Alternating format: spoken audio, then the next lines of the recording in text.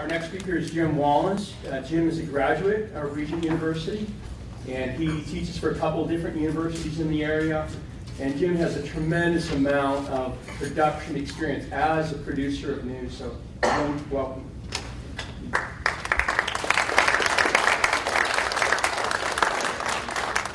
The reason I'm here is because for the last 5 years I've been working on a project, a lot of research, and I'm writing a series that will end up being 3 books on political philosophy.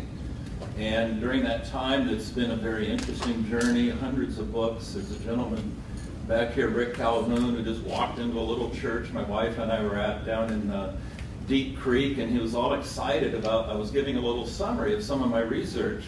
I would do that every day, every Sunday at this little church. How many years, Rick, have you been doing the research? 25, 30 years he's been collecting, and he has a bibliography of over 25,000 pages that relates to almost every area you can think of.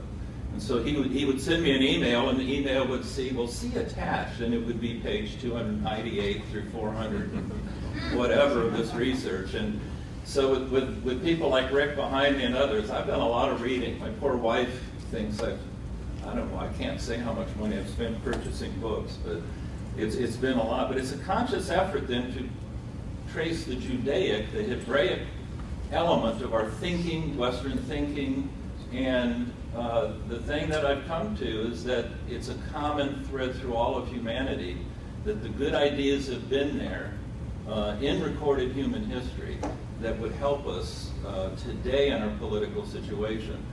And I entitled this is something completely different. I was a journalist, but I didn't want to try to spend my time to make it fit the journalist topic. I want to just present some of the ideas. If you get the paper, there's more detail. And then the first book I hope to have out this summer.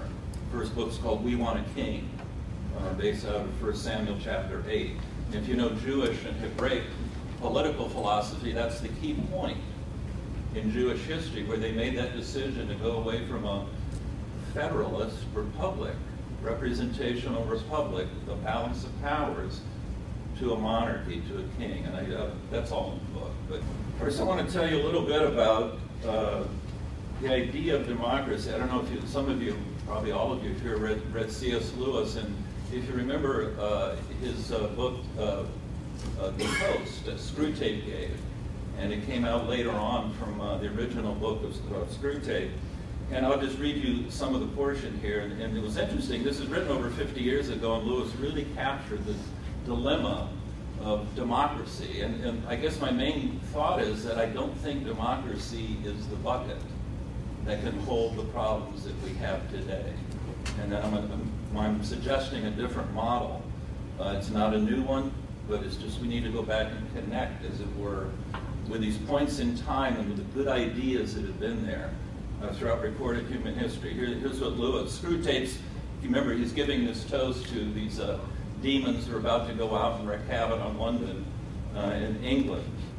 And he says, you remember how one of the Greek dictators, they called them tyrants then, sent an envoy to another dictator to ask his advice about the principles of government. The second dictator led the envoy into a field of grain, and there he snicked off with his cane the top of every stalk that rose an inch or so above the general level. The moral was plain. Allow no preeminence among your subjects. Let no man live who was wiser or better or more famous or more handsomer than the mass. Cut them all down to a level. All slaves, all ciphers, all nobodies, all equals. Thus tyrants could practice, in a sense, democracy. But now democracy can do the same work without any tyranny other than her own. No one need now go through the field with a cane. The little stalks will now themselves bite the tops off the big ones. The big ones that are beginning to bite off their own in their desire to be like stalks. What other evidence do we have? During the time I'm doing the research, of course, Lewis gives us real clearly this dilemma of democracy. I found corroboration in a multitude of areas. I really have done reading in 7 or 8 different disciplines, and one of the most fascinating is what's called moral foundations theory. I don't know if any of you have read the work by Jonathan Haidt. He was a professor at University of Virginia and at Baruch College in New York. But look at the title to his book. It's The Righteous Mind, Why Good People Are Divided by Politics and Religion. And what he does, it's a very interesting analysis. I won't go into great detail, but they've done the research to show that human beings share 6 common moral foundations. And when you go in and you can go to yourmorals.org, run through a simple little self-analysis, and it'll tell you how you value each of these 6 items. Like I say to my students, don't believe your professor, go read it for yourself. Because what he discovered was that 3 of the areas are care and harm, fairness and cheating, liberty and oppression, loyalty and betrayal, authority and subversion, and sanctity and degradation, that people with a liberal or you could say Democrat Party scored high in the first 3. They had a righteous mindset. By the way, Professor Haidt is a liberal Jewish atheist. And he's done this tremendous research on this. And he says so in the book. It says, you've got to read the book. But Republicans and conservatives tend to score well on all 6. And of course, what was interesting to him was he calls that chapter the conservative advantage. It doesn't work. Government continues to get bigger. Our democracy seems more out of control. I try to lay out the various features in the book, the things that I've discovered. But I mean, think of debt. Think of a multitude of different things that indicate to us that democracies aren't working. Well, here's the one I take all my students to. This is my little mini civics lesson. How many of you have seen this screen before? You're just like my classes. Almost no one. Okay, real quick. U.S. national debt, top left, 17 point, what's it up to? 5 trillion. I captured this on Monday. Okay, and that's bad enough. Okay, this recently showed up in the last few years on the USDebtClock.org. I recommend a book to you called 17 Equations That Changed the World.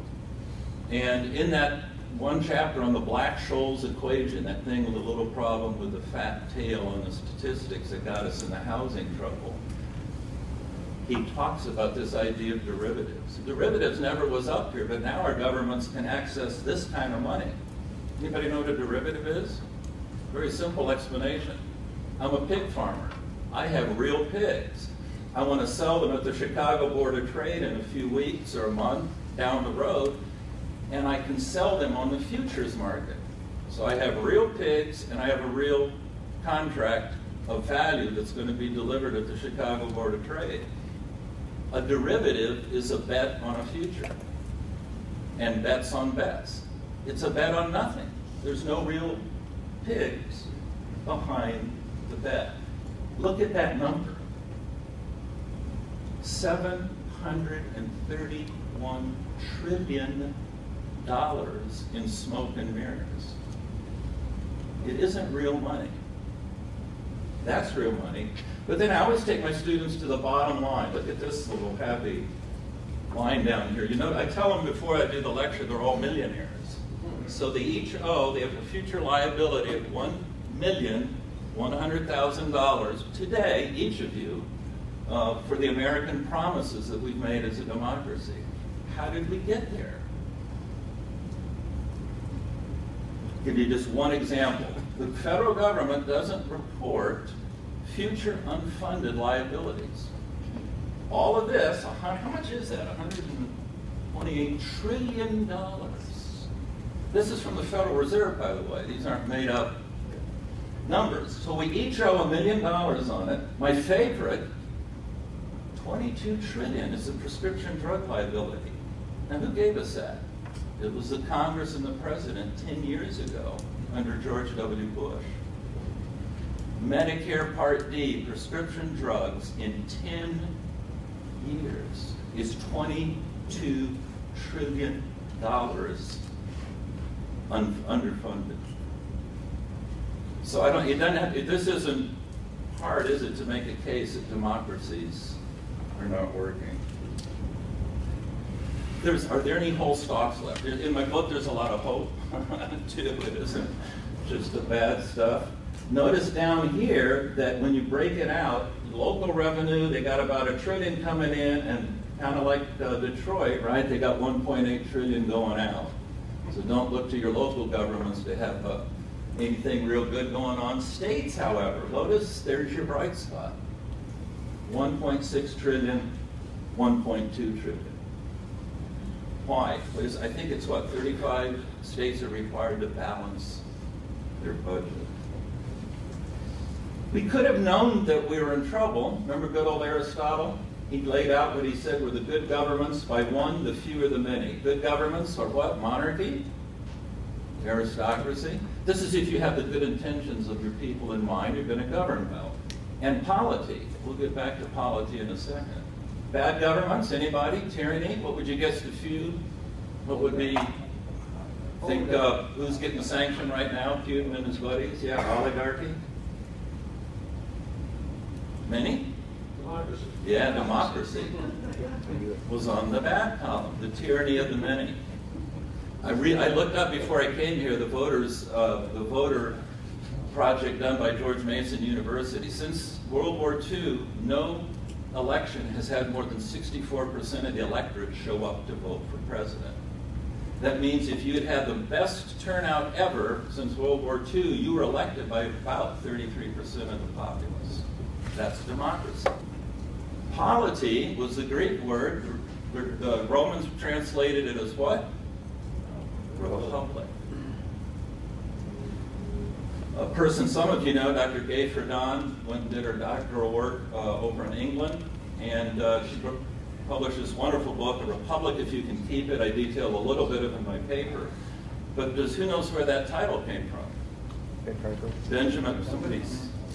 Benjamin Franklin was asked after he came out from the Constitutional Convention.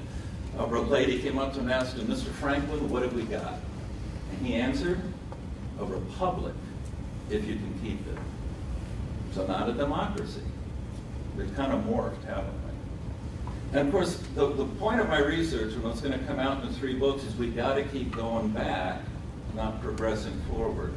We got to keep going back to find those milestones and those key people and ideas and those markers in human history that can lead us back to a good set of ideas that then we can work on today. I can't even read all that. Look at this, comes out of the work of Daniel Hannan, the famous jurist who's a member of the European Parliament from England. These are the things he lists that liberty's given us. Hayek, in his Fatal Conceit, look at that quote.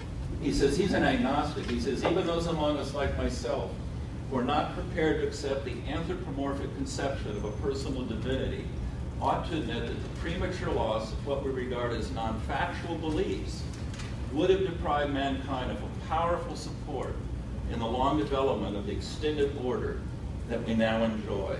On that same page, he said, it was monotheism. Dr. Eleazar, who's now passed away, was the chair of federalism at Temple University, said that the covenantal peoples came out of 2 regions in the world, the ones that give us these good ideas. Oh, I didn't mention. What's the word federalism mean? Anybody? Comes from the Latin foedus, right? What's that a translation of out of the Bible? Covenant. What a powerful idea.